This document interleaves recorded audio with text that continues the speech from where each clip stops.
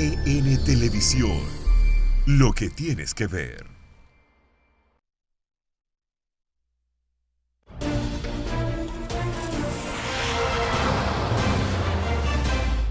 Radio online que se repite a las 10 de la noche. El día de hoy tenemos, como todos los días, muchos temas para compartir con ustedes y en un rato estará con nosotros Gustavo Ramírez Merán, dirigente político y analista del acontecer mundial y por supuesto de nuestro país, con quien vamos a conversar de estos temas geopolíticos y de la política interna de la República Dominicana en su condición de dirigente del Partido Reformista en litigio con la cúpula de esa organización que encabeza el ingeniero Federico Quique Antún Valle. Vamos a hablar con Gustavo en un rato. De inmediato vamos a ver cómo están las condiciones del tiempo para este jueves, según la Oficina Nacional de Meteorología. Meteorología dice que la incidencia de una débil vaguada en los niveles bajos de la troposfera generarán incrementos nubosos acompañados de aguaceros dispersos y posibles tronadas en horas de esta tarde, mientras que las temperaturas seguirán calurosas.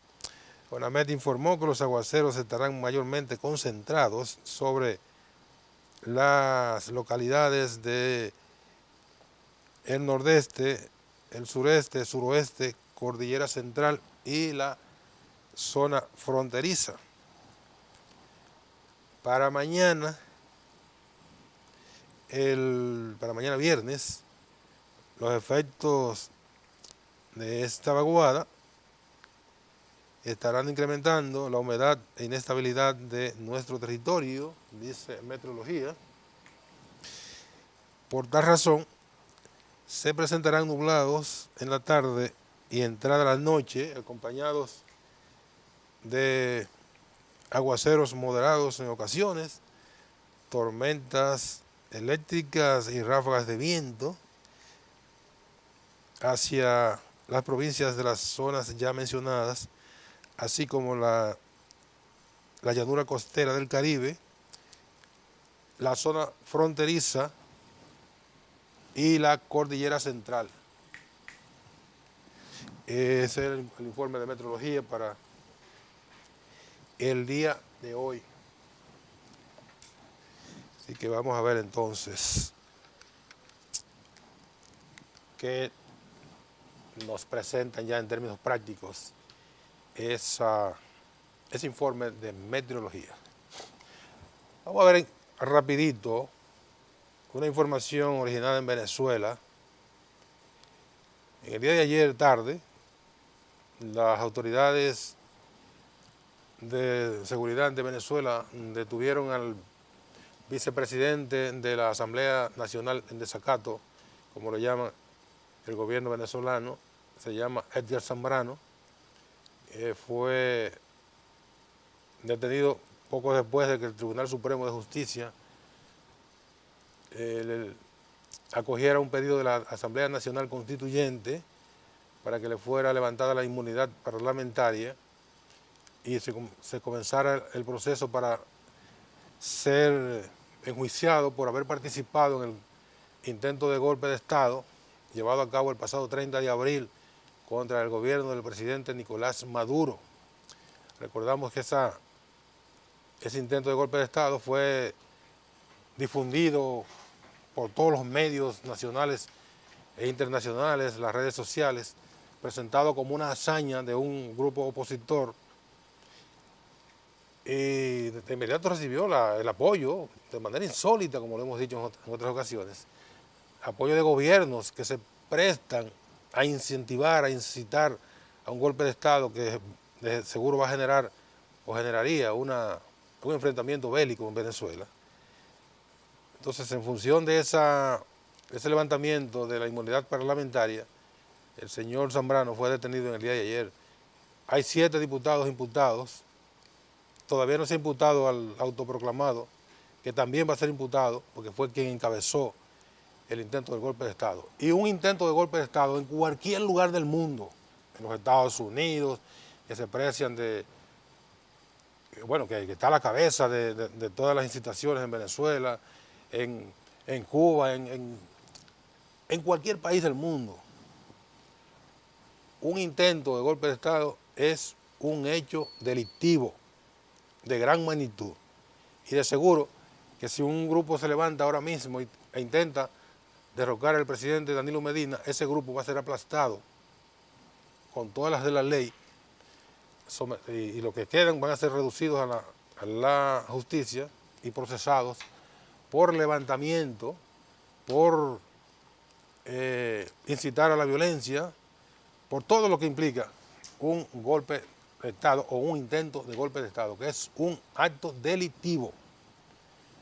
Entonces, en virtud de esa realidad, se produjo la detención de este individuo que va a ser procesado conforme las leyes de Venezuela, conforme el ordenamiento jurídico, con todas las garantías de un proceso, con abogado, etcétera, etcétera. Todas las formalidades que acuerdan las leyes de una nación. No se puede venir a alegar que esa es una represión del gobierno venezolano porque se trata de aplicar la ley a unos individuos que intentan asaltar un regimiento militar, un delito. Se hacen de armas, otro delito. Llaman a la desobediencia contra el gobierno, otro delito. E intentan derrocar el gobierno, otro delito. Y todo eso es publicitado. Cuando ese diputado y los demás estaban en la llamada, el regimiento militar que se conoce como Base Aérea de La Carlota, fue televisado, fue difundido en vivo por las redes sociales, el autoproclamado diciendo, me encuentro aquí, que era mentira, en la base de La Carlota, estamos procediendo a hacer un llamado a las Fuerzas Armadas y a las Fuerzas Armadas para que derroquen el gobierno de Maduro y a todo el pueblo que se lance a la calle. Por suerte nadie le hizo caso. Todo eso es delito. Aquí en China, en Estados Unidos, en Francia, en cualquier lugar del mundo. Vamos a ver. El vicepresidente del Parlamento de Venezuela de mayoría opositora, Edgar Zambrano, fue detenido el miércoles.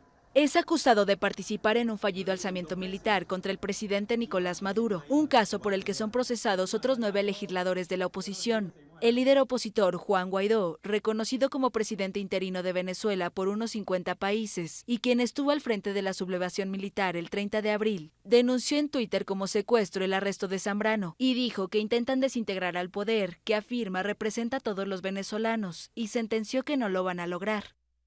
En tanto, el presidente de la oficialista Asamblea Constituyente, Diosdado Cabello, celebró su captura e hizo broma sobre el arresto. Bueno, el tipo está detenido. Él es detenido. Les voy a echar el cuento para que ustedes vean cómo es la derecha. Son machos, son unos tipos machos, pues muy vergatarios. Lo para la comisión Tuntún. De ahí llamó, picó, mandó mensajes, me tienen rodeado, no sé qué cosa, se encerró en el carro. Creyendo que el SEBIN se iba a comer ese cuento. De aquí no me muevo, dijo. Le metieron una grúa. Diputados de la oposición afirmaron que se encontraban reunidos en la casa de su partido y tras salir la camioneta de Zambrano fue rodeada por agentes del Servicio de Inteligencia y que el vicepresidente del Parlamento se resistió al arresto. Nos impidieron el acceso a él y trajeron una grúa, su camioneta fue montada en una grúa, la información que manejamos es que fue llevada al helicoide, no sabemos cuál es la integridad física de nuestro diputado en este momento. El Tribunal Supremo de Justicia de línea oficialista ordenó enjuiciar penalmente a Zambrano la semana pasada y entre el martes y el miércoles sumó a otros 9 congresistas. A pedido del tribunal, la Asamblea Constituyente, integrada solo por chavistas, despojó de su inmunidad a 7 parlamentarios, incluido Zambrano, y anticipó el mismo procedimiento para los demás. Se le ha levantado la inmunidad parlamentaria.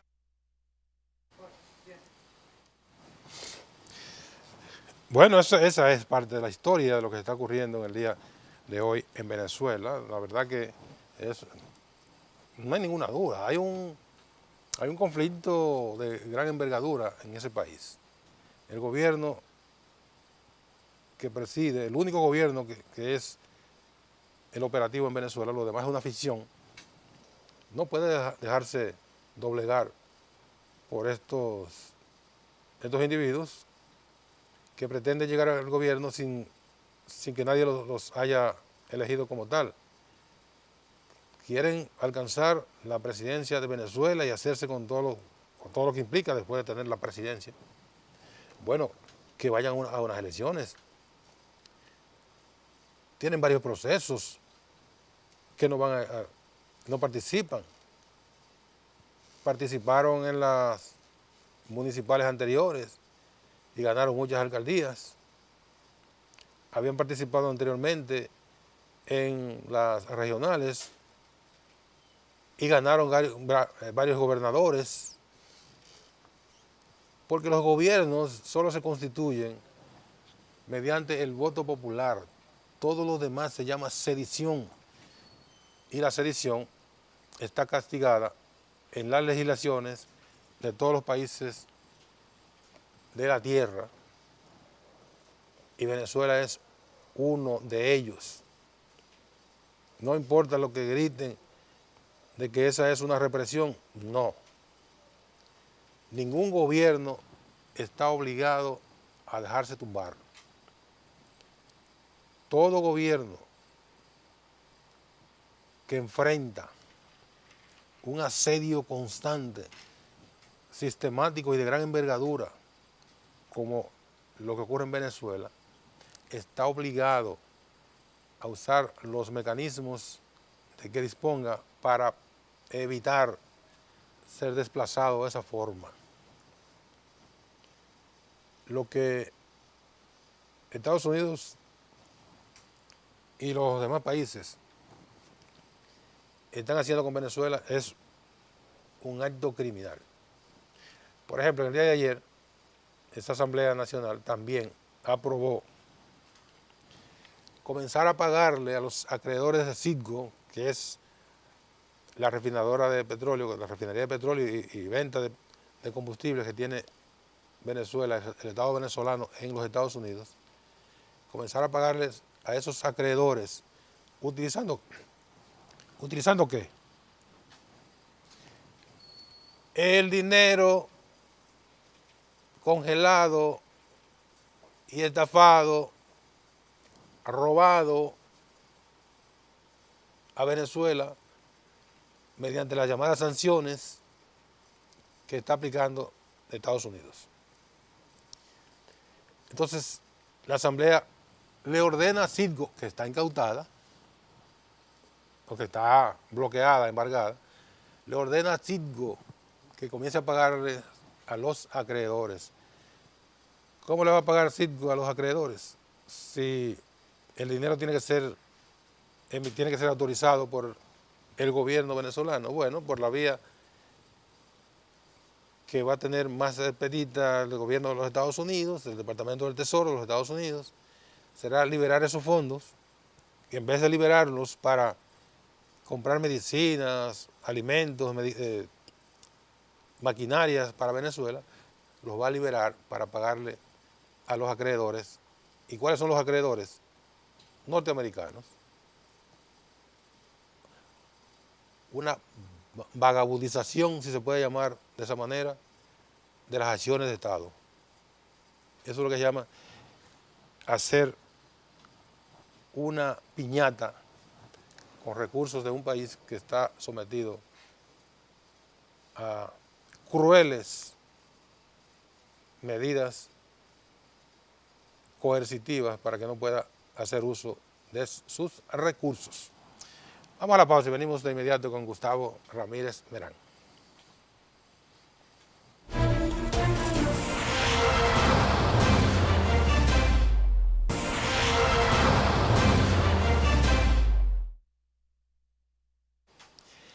Bien, como dijimos, aquí estamos en la compañía grata de Gustavo Ramírez Merán, como lo presentamos al comienzo del programa al anunciarlo, como un estudioso, un analista político, tanto del acontecer tanto nacional como internacional.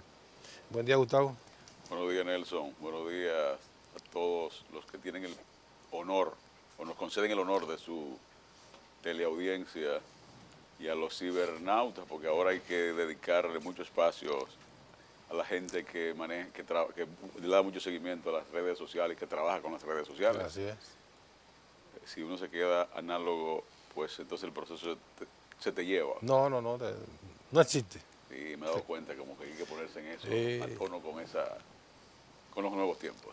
Quedaría muy disminuido si no se usan todas estas herramientas. A pesar de los niveles de pobreza y de indigencia que hay en este país, digo, el país que yo conozco, la gente está muy involucrada en El que tú conoces, sí, el no, país que yo no el que conozco. presentan. A el país que yo veces. conozco, porque aquí hay 3 países. Sí. El que es, el que dicen. El que dicen y el que otros quieren que sea. Hay un surrealismo. En estos días he analizado con unos amigos y me dice que aquí estamos creando un apartheid económico. Aquí hay unas castas sociales no, gente que tiene poder económico, que no es lo mismo, Sí. que viven en la estratosfera y gente que vive en las cañadas, en la peor de las indigencias. De Hay verdad. niveles de pobreza en algunos sectores, segmentos de la sociedad que simplemente son espantosos. Pero habrá solución Tiene que haber. en algún momento. En algún momento tiene que haber. Sí, sí, sí. Que esa masa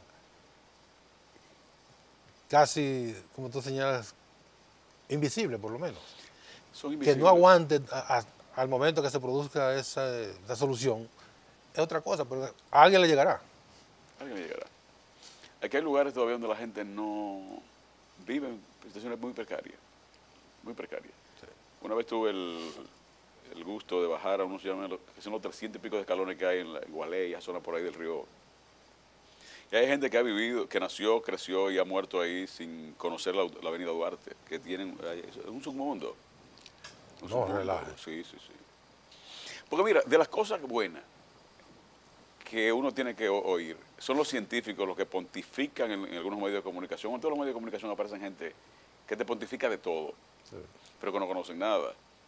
Del tema fronterizo, te hablan como que inventaron los límites fronterizos, pero nunca han ido a la Nunca han frontera. ido a la frontera. Nunca han ido a la Ni les frontera. interesa. Porque aguantar la temperatura de 37.8 grados en Jimaní, por ejemplo, una tarde cualquiera, para eso hay que estar muy involucrado en conocer tu país, tu realidad, o en mi caso, que me ha tocado conocer demasiado cerca la frontera por razones de trabajo. Cuando tú hay una gente de una cabina de radio con aire acondicionado y café y agua al lado y guardaespaldas pagado por el Estado en el parqueo, diciendo que, haciendo el mundo desde su óptica, de su perspectiva, dice, bueno, andamos mal. Y pasa con todo, en muchísimas situaciones. Ahí donde yo hago política, donde soy dirigente de Santo Domingo Oeste, hay un sector que se llama Bienvenido, en la llamada zona cañera y a la llamada zona de expansión. Yo que he caminado los barrios de Haití y que he caminado los barrios de muchas partes del país, cuando tú lo pones en una balanza, no hay ninguna diferencia. Ninguna diferencia entre, No. ¿cómo se llama? La ¿Los batallas por aquí, cómo se llaman? Bate Bienvenido, Bate Palavés, Bate Lechería, Ato Nuevo. Yacó, Exactamente. no hay ninguna diferencia entre, No, no, entre en lo eso y absoluto. Cité Soleil. Ninguna. La única diferencia es el idioma. Y la única diferencia es que aquí bailan bachata y allá gaga. Pero un poquito de menos desorden. Un poquito menos. Sí, pero un poquito menos por el tema cultural. Sí. Pero en la práctica de hacinamiento, de enfermedad, de vicios, porque los vicios no son solo el consumo de sustancias controladas, es la infestación, por ejemplo, de maquinitas tragamonedas. Sí. En los antros de pobreza, o en los cinturones de pobreza de verdad, ahora hay una cáfila de desalmados que los 5 pesos que tú le das a un niño para que compre un pan, Va y los mete le en pone máquina. una máquina de tragamoneda al frente de la escuela pública donde van esos niños. Pero el desarmado no es el que la pone. El que lo tolera. Exactamente. La autoridad que lo tolera. Sí, sí, sí. Eso. Porque sabe que el 90% de los clientes de esas máquinas son niños. En estos días yo vi 2 2 máquinas frente a un colegio. Le mandé la dirección a una persona del Ministerio Público y en estos días pasé, ya no están ahí. Lo que indica que la incautaron. Sí. O tal vez le dijeron que la quiten. Bueno, pero no están. No están.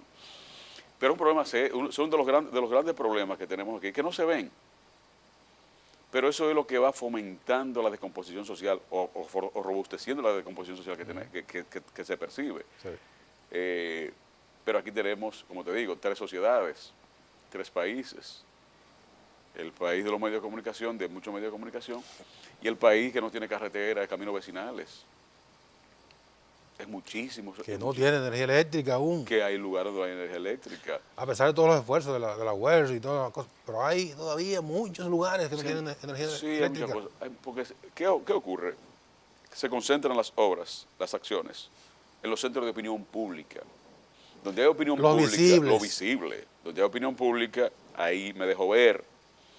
Donde no hay opinión pública, donde el productor de leche de donde fuere no tiene acceso a los medios de comunicación, a hacer una denuncia o a que se vea su problema, pues se acabó todo. Sí. Entonces es el fomento de la irresponsabilidad, que es lo que vemos todos los días en nuestro accionar en República Dominicana. Y yo le digo a algunos amigos ricos que tengo, le dije, lo que tienen que perder son los que van a perder. Porque aunque, como dice Kike Antún, nada, algún día algo va a ser algo. Algo va a ser algo. La gente se va a hartar más de lo que está, de situaciones, de toda esta complicidad. Porque no nadie que es malo, es que es la sociedad que está así. Si yo puedo decir que son los PLDistas, que es el gobierno, que son los PRMistas. No es un problema de tolerancia y que todos convivimos con las cosas que no van bien. Porque a la larga, aunque tú te beneficies en el momento, la afectación en el futuro es inevitable. Así es. Aquí está. Así que eso es lo que entiendo, compatriota Nelson. Lo sufrimos todos. Lo sufrimos todos. Mira, ese es un recorrido sociológico muy importante. Gracias. Sí, muy interesante. Pocos políticos, en el caso tuyo, político y estudioso social, abordan estos temas con la responsabilidad que no lo sepan, hay mucha gente que lo sabe, pero el abordaje, para usar una palabreja de ahora, el abordaje de esos problemas no se hace con la responsabilidad de vida. Porque aquí andamos todos muertos de risa. Y entonces es mejor, ayer publiqué en Twitter eso, es mejor andar por la vida, muerto de risa, como que no pasa nada, sin asumir responsabilidades. Yo no puedo decirle a la gente, yo quiero ser diputado, que vote por mí a cambio de un picapollo, a cambio de un juego de dominó, a cambio de juntar 10 muchachos en una esquina y que hacerle un 3x3 de baloncesto. Un día, 2 o 3 horas. Está bien, eso. Sí, pero eso es un día. Una chercha. Pero no hay cancha. En la calle. Es en la calle, es en una esquina que se pone un tablero. Eso no es ser responsable. Yo creo que hay que construir y darle mantenimiento a las edificaciones deportivas. Pero eso no es una función de un legislador. Yo entiendo que son funciones y atribuciones de los ayuntamientos. Pero en estos días hubo una herejía, una barbaridad. Un diputado actual que aspira a alcalde de Santo Domingo Oeste reparó una cancha que hay en una urbanización de esa que ha hecho el gobierno para la gente de la Cañada de Guajimía. Y como el diputado la reparó, una canchita pues el ayuntamiento, en retaliación política, derribó lo que el diputado había hecho e intervino la cancha. Retaliación política, pero eso genera tres males. A alguien le dieron la reconstrucción de la obra grado a grado, sí, que probablemente, como dice un amigo mío, le dan la obra y no le pagan. Que Dios te acompañe en tu camino de no tener solución económica. El daño económico que le causaron al diputado, porque hizo una inversión, sí, y el daño a la comunidad que había recibido un aporte que, aunque populista, de un candidato, no tenía por qué hacer eso. Bueno, pero populista en sentido, no dicho en el sentido malo. No en el sentido malo. Pero además, si el ayuntamiento entendía que tenía la responsabilidad, o sea, que podía reaccionar por lo que hizo el diputado, ¿y por qué no fue activo y reparó la cancha? Cuando debió hacerlo. porque tú vas, eres el alcalde con 4 ciudadanos, empleados del ayuntamiento, le haces foto a tu accionar. Entonces las redes sociales, que ahora son la panacea, entienden mucha gente de la solución a las cosas, la difunden y el problema real, o los problemas reales, se van de lado, todos los obviamos. Ahí la comunidad lo que debió fue caerle a pedrada a la brigada Lo que el fue a diputado tumbar. debió hacer, y se lo dije, yo le dije, mira, a mí no me lo hace. No, a mí no me lo hace. A mí no me lo hace. Además, si soy diputado oficialista. Sobre todo oficialista. A mí no me lo hace. No. No me lo hace. Porque si me lo hace, por lo menos 3 o 4 meses no va a poder gobernar el ayuntamiento. No. Lo asedio permanentemente. Pero claro. Pero Bueno, se la vi. esas son de las cosas de este país. Se la vi. Nada, dice Kiki. Nada.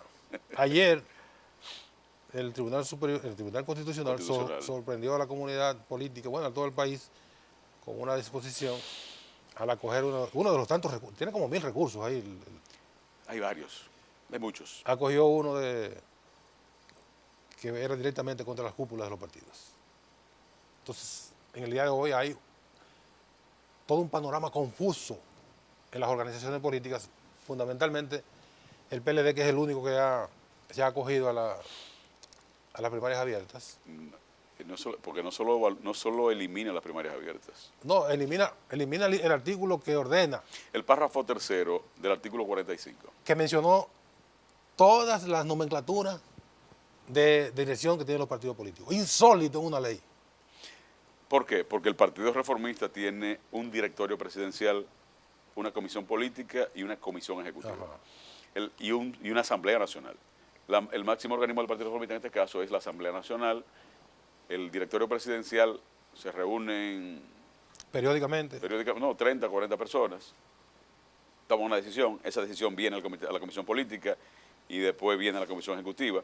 La comisión ejecutiva está conformada por los miembros del directorio presidencial y de la comisión política y la misma comisión ejecutiva. Son los mismos, es un reciclaje. Sí, es lo mismo. Entonces, lo que se decide en el primer estamento va al tercero y el tercero convoca al cuarto. Ya eso no va a poder ser así. El PRD... Comité Ejecutivo Nacional. Yo no conozco bien la nomenclatura. Comité Ejecutivo Nacional, Comisión Política. Y no sé, ¿qué creo que son y Asamblea y Convención Nacional. Y Convención Nacional. Sí. Creo que hace 2 o 3 días le habían dado poderes plenos al omnímodo presidente de ese partido. Y entonces ayer el Tribunal Constitucional dice, eso no es así. El PLD había aprobado en su comisión, ¿cómo se llama? El Comité Político. El Comité Político había convocado al Comité Central, Central para que lo aprobara. Y lo aprobó. Okay. Ya eso hoy no es así. Entonces la comisión, ya eso no es así. Ya no es primarias abiertas, sino lo que dicen los estatutos, que son primarias cerradas. En el caso del Partido Reformista, que no sé lo que habían aprobado, porque yo soy disidente. Sí. Y como estoy en la disidencia, no tengo conocimiento pleno de lo que ha acontecido, pero soy un disidente consciente. Y hice un artículo diciendo por qué yo soy disidente. Porque es una grandísima barbaridad, una aberración tú poner a un candidato a alcalde en la colonia de Mella, en la provincia de Independencia, candidato a alcalde, y en la distribución de los fondos del partido darle 14,000 pesos. Por poner solo un ejemplo. ¿Eso se va a un sepelio que el pobre hombre apruebe? O un sepelio de un borracho sin familia. Se murió de un humo y hay que buscar una cajita de un ataúd de eso muy económico. Y entonces, a esos niveles, al alcalde de la colonia, de la colonia en el municipio de Mella, en la provincia de Independencia, el Partido Reformista en las elecciones pasadas le asignó 14,000 pesos. Palabras del señor candidato con el que hablo permanentemente. Ponete un ejemplo. Y eso se reprodujo a nivel nacional. Lo que pasa es que, por ejemplo, yo no quiero que me vean a mí como el necio. Yo fui candidato donde hay casi 300,000 electores, casi 600,000 habitantes, 498 mesas electorales en ese momento, con un comando de campaña instalado en la prolongación 27 de febrero, pagando secretaria, teléfono, agua, luz, comida. Y la gente que va allí. Estoy poniendo lo elemental. Sí. y el partido me dio 725,000 pesos. 725. Se dio 2 pesos por elector. Por elector. Y peso 10 centavos por habitante. Pero súmale a eso, entonces, ¿cuánto cuesta una cuña de una emisora de esa de grande audiencia? Un solo día. Cosas que pasaron y le pasó a muchos. Entonces, la democracia, de la que todos somos partícipes, de la que todos somos actores, de la que todos somos socios, tiene que ser horizontal. Y lo que es el Tribunal Constitucional, con el que yo tengo diferencia tan seria como que tengo una sentencia pendiente de fallo desde el 2015, pendiente de fallo. La última audiencia se celebró el 14 de febrero del 2015 en estado de fallo. Y el Tribunal Constitucional no ha habido manera de que pueda redactar la sentencia, porque no tienen manera. O fallan a favor mío o fallan a favor mío, pero como yo no soy de la curía nacional, del miembro del episcopado, o de esa cáfila perfumada que se maneja, que tiene la élite nacional, eso se ha dejado de lado. Pero algún día van a tener que fallar. Oye, lo último que yo hago, cada año, yo le mando una carta personal a cada juez. Honorable magistrada fulanita de tal, y le mando entonces una copia de su última decisión, desde el 14 de febrero del 2015, esperando una sentencia. Del 15 creo, no, creo que es del 14. Si ya va a cumplir, tiene 5 años y pico. Ya camina. Pendiente de fallo. Sí, ya camina. Ya corre. Va al colegio. Va al colegio. Va al colegio. Va al colegio. Pero ahora hay momentos que son muy actúan con mucha celeridad. En este caso ellos han dicho, bueno, la democracia horizontal. El miembro militante de cualquier partido tiene derecho a decidir cómo se van a escoger sus candidatos. Y eso es bueno. Eso es muy bueno. Sí. Porque ya no es en restaurante. Ya no es en la casa de fulano que se reúnen 15 de 20 o 30 de 50 o 26 de 50 y dicen cómo no. Ahora van a tener que organizarse. Que se acabó eso de sentido figurado que usábamos. Acuerdo de aposento. No. Ya eso se acabó. Pleno poder es a cualquiera. Ya. Entonces se decía, Nelson Encarnación, regidor número 1 en que yo dónde. Nelson Encarnación ya es millonario porque va a ser regidor en el Distrito Nacional, eso le da acceso a aquello cuánto. Da para tanto. Bueno, si tú sumas los ingresos, los salarios, más una serie de cosas, sí. Pero si tú no haces campaña, porque te colocaban en la posición número 1 o 2, una posición ganable, porque aquí hay muchos honorables que han vivido de eso. Tú puedes acostarte en tu casa tranquilo. Ocurre con frecuencia que tú le pones de candidato a un sinvergüenza porque tiene un nombre, y el tipo, nadie lo ve en política, no invierte una hora de su tiempo. No lo necesita. No tiene por qué hacerlo. No. Entonces ahora, dentro de todo este andamiaje, aunque hay cosas que molestan, pero se está horizontalizando la democracia.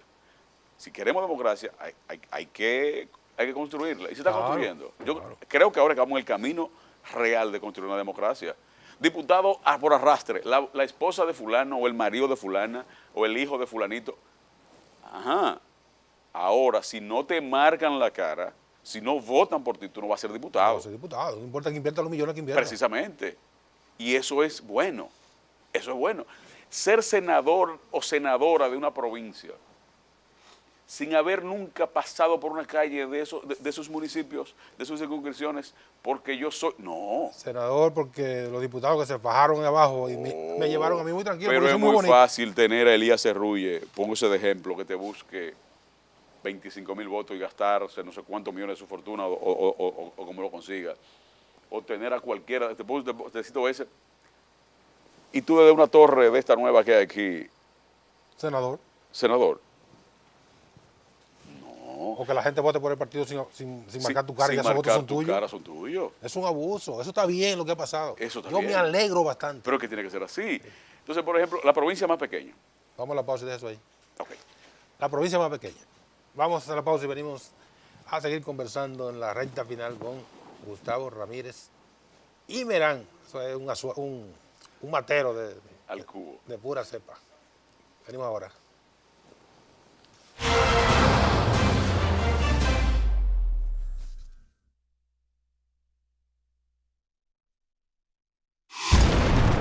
En Televisión, lo que tienes que ver.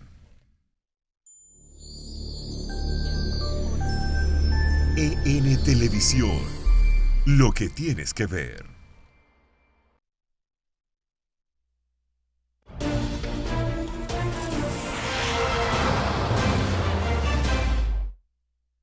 Seguimos conversando con Gustavo Ramírez Meján. Vamos a ver la provincia más pequeña, tú dijiste ahí cuando te corté. Hay senadores que salen con 6.000 votos. Hay senadores que tienen que sacar 100.000 y pico de votos. Pero el voto de uno y de otro es el mismo voto. El mismo voto. La representación en la Cámara del Senado, en el Senado y en el Congreso Nacional cuando se reúnen ambas cámaras es el mismo voto. Sí. Tú no puedes poner aquel de 6.000 votos a matarse buscando votos y al de 150.000, 200.000 votos vivir la vida o en un yate o en un avión o en un resort mientras otros le buscan los votos y el partido le busca los votos. En las elecciones pasadas yo me encontré con el problema grave, y esto tal vez sea antipolítico decirlo, de que mucha gente me decía, yo quiero votar por ti, en mi cara. Pero no quiero que mi voto Y se le eso cuente a fulano. incluye un cuñado mío, que me dijo, míreme, yo tengo un grave problema. Es que el voto suyo se lo van a contar a fulano. Y a mí eso no, y yo no quiero eso. Le dije, pues una cosa, le dije a sí mismo, esa es su maldita conciencia que le diga lo que va a hacer, porque está hablando conmigo sentado en su casa. Un cuñado mío. Tú me estás creando un daño colateral a mí. Exactamente. Entonces tú no tienes, si yo no tengo por qué salir, y no que lo hago en primera persona porque soy dirigente político, pero tú no tienes por qué forzar a un candidato a diputado a vivir mancornado en una boleta, a buscarle voto a otro, y entonces porque hay doble vía. O tú cosechas el apoyo probable del otro, o el rechazo que tenga el otro, con el que sí, tú estás lamentablemente o afortunadamente en mancuerna. Va a depender. Va a depender. Entonces, eso lo viví yo en carne propia. ¿Y qué entonces? No había nada que hacer. Ya. No, pues está bien, no vote. Aféitame, no vote. Pero no fue un solo caso, fueron mucha gente que me dijeron, yo no quiero votar por fulano. Entonces el voto tuyo, yo le dije, pero vota marca por el partido. Digo, si no quiere votar por mí, si no quiere marcarme, me dice, como quiere lo mismo. Si traté de disuadirlo, pero no hubo manera de entrar en razón. Entonces. Bueno, en mi casa dijeron, yo no voy a votar por fulano. Y pasó lo mismo. Y votaron por los diputados de otra organización. Sí. Sí, eso pasó. Pasó y va a seguir pasando. Entonces ahora vamos a las calles, a las casas, a los callejones, a buscar votos para que sea tu cara y que se te cuente a ti. Sí. No esa vagabundería de que, por ejemplo, tú sacas 1.500 votos y te arrastró el partido y yo que saqué 10.000 no gano. Ajá. Que eso es otra discriminación, pero una cosa horrible. ¿Qué va a pasar con un programa? Y lo voy a decir aquí y asumo el costo histórico de lo que voy a decir. Va a pasar con el tema de la cuota femenina. En las primarias que hagan los partidos, va a haber candidatos que van a sacar 50.000 votos y no van a poder ser candidatos. Porque va a aparecer una mujer que va a sacar 700 votos y la van a poner a ella para cumplir la cuota, que son de nuestras discriminaciones y nuestras locuras. Pero es una discriminación positiva, como sí es positiva. Pero de todas maneras, eso de cuota, eso es anacrónico. Pero es que la cuota también es discriminatoria. Es una discriminación positiva, pero es discriminatorio. Es la primera vez en la vida que lo he dicho y lo he pensado de siempre, porque yo fui candidato, por ejemplo, cuando la Comisión Ejecutiva del Partido Reformista hizo unas primarias internas de dirigentes para escoger los miembros de esa comisión. Yo fui el segundo más votado en mi demarcación.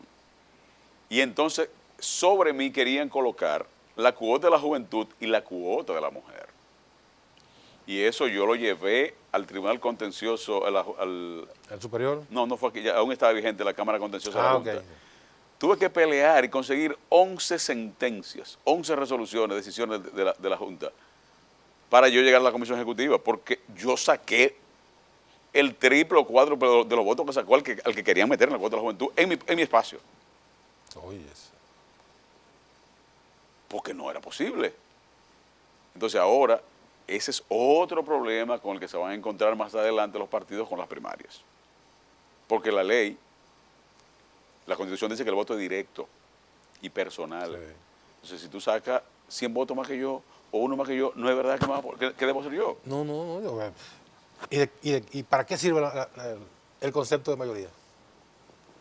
Entonces no Para que se preste a componentes y arreglos. Es que aquí andamos, mira, es que hay gente que vive muy bien, organizándole la vida a todo el mundo. A todo el mundo. Y van a un seminario en Argentina y traen las primarias abiertas. Sí. Y te la imponen. Y van a un seminario en España y entonces viene con el tema de ese populismo ahora que hay en España, de Podemos, de que yo cuánto, ese tipo. Lo raro que no han querido inventar el tema de Cataluña, de declarar a la República Separatista del Cibao, por decirte algo. Sí, porque son los que tienen de todo. Ajá. Como le digo yo, menos el mar. Pero alegan que el malecón de Puerto Plata es de Santiago. Y el de Y el de Montecristo. Y el de Montecristo. Ese lo apropian. Mira, Así es. Estamos analizando un poquito, pero es así, es un asunto No, muy serio lo que está pasando en este país. Es para que la gente lo entienda. Es para que la gente lo entienda. Porque yo he estado en foros, por ejemplo, con el tema de la famosa discriminación racial y cosas aquí. Yo fui a representar la Cancillería en un momento determinado a un evento de esos. Y les advertí cuando me tocó hablar, digo, se van a arrepentir de haberme invitado, porque me van a oír. Porque el país que yo conozco tampoco es un país que anda matando negros, que anda discriminando a nadie. Aquí tú te vas por todos los lados y convivimos todos en igualdad. Claro. Tú te vas a encontrar al más rico de los ricos de aquí, aunque hay muchos que no se dejan ver, sentado en cualquier lado con cualquier muchacho de un barrio. Sí. Digo, obviamente, uno pedirá una bebida muy exquisita y exótica y otro a su nivel. Pero están compartiendo el mismo Pero están espacio. compartiendo el mismo espacio. El mismo espacio y el mismo tiempo. Entonces, aquí por eso fue que quise un poco relajar la exposición para que la gente pueda entender algunas cosas. Bueno, tenemos un ruido aquí. Por favor, quiten ese ruido. Mira, Gustavo, entonces, Dime, a ver. quería hablar un poquito de Venezuela, pero Hablemos de Venezuela. Apresaron al vicepresidente rápido. de la Asamblea por... apresaron a un conspirador. O sea, yo decía, pero ¿y en qué lugar del mundo un grupo se para, asalta, primero trata de asaltar un regimiento militar, proclama de ahí un golpe de Estado y eso se queda como si nada? Mira, yo no sé quién está manejando los nervios o controlando los nervios y el accionar del gobierno venezolano. Pero quienes sea que estén son ajedrecistas, gente que sabe mucho de ajedrez. Maduro está dejando, el régimen de Maduro, el gobierno está dejando que la oposición juegue sus fichas y cometa sus errores. Ese desgrade sola. Se gana sola. Cuando vine aquí la penúltima vez, dije que la oposición de Venezuela era una chercha, es una chercha. Es una chercha. Y es una irresponsabilidad de Guaidó pararse frente a una base militar con 2 sargentos supuestos, porque de repente fueron gente con uniforme, 2 sargentos a proclamar un golpe de Estado ahí. Y a decir que estaba en el regimiento. O sea, Porque yo llegué a creer que habían tomado la base militar. Toda esa caramuza fue para liberar a Leopoldo López. sí, No, liberarlo no, para que se escapara. hay que escapar, sí.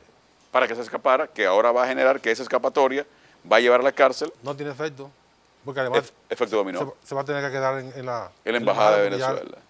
Ya Tendremos- España dijo, no le corresponde asilo porque no está en el territorio español. Hay que él está en la cárcel de embajadores. Sí. Ni le corresponde el asilo. Además, él está condenado por una acción, tiene una sentencia penal irrevocable. Claro. Entonces, él no califica para el asilo político. Claro. Una situación un poco delicada. Obviamente, ahí va a vivir como Assange en la embajada de Ecuador. Con la triste realidad de que ahí está su hija de 16 meses y su mujer. La niña puede salir. Ellos la mujer pueden también. salir, la mujer también. Sí, pueden ir a comprar ahí a Tamanaco y esos centros. Puede salir con la esposa del embajador. Él no puede salir. No, ella. Y ella puede salir cuando quiera. Sí, porque no está perseguida. No, ella puede salir a hacer sus compras. Ahí en Chacaí, toda esa zona ahí medio... Además, ella dijo que en su momento no le dejaban ver su marido cuando estaba en Ramo Verde. Pero estaba en su casa. Y después salió embarazada. Pero se va a embarazar en la cárcel. de la cárcel.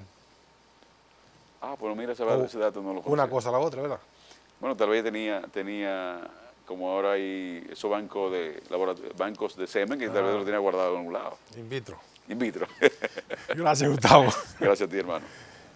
No te vayas muy lejos, digo, no te vayas como por muchos días. No, aquí estamos. Estamos en la calle.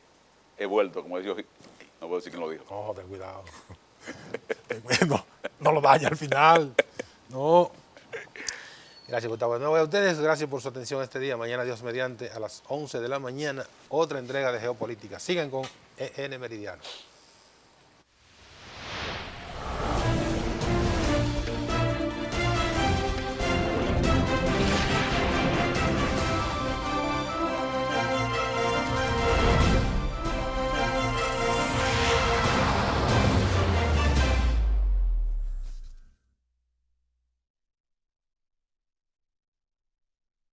A continuación, EN Meridiano, luego EN Noticias y más tarde, Faranduleando.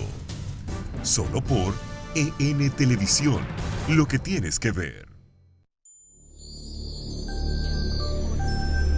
EN Televisión, lo que tienes que ver.